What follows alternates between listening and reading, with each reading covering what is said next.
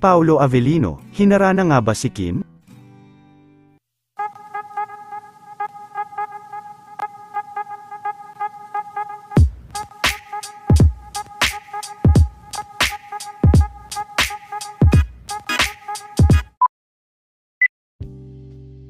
Maaga pa nga lang ay talagang marami na ang kilig na kilig sa bagong lumabas na video na ibinahagi ng isa sa mga staff ng What's Wrong with Secretary Kim, kung saan ay makikita din sa video sina Kim at Paulo na nagja-jamming sa paggigitara ni Paulo.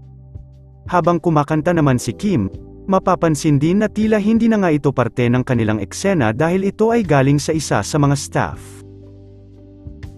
Bagamat hindi nakasama ang original na audio ng nasabing video, ay mapapansin naman sa pagbigkas ni Kim na Torete ang kinakanta nito.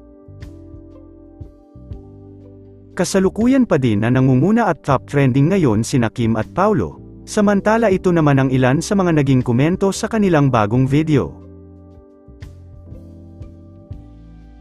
Parang Torete nga, delulu ako, bakit ba? Torete means speechless, the song talks about shyness that overcomes you when you see the love of your life.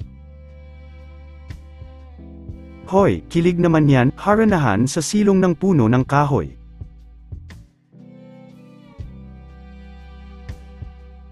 Okay pa ba tayo Mi? Kasi ako hindi na makahinga sa dalawang ta, nakakatorete sila, haha.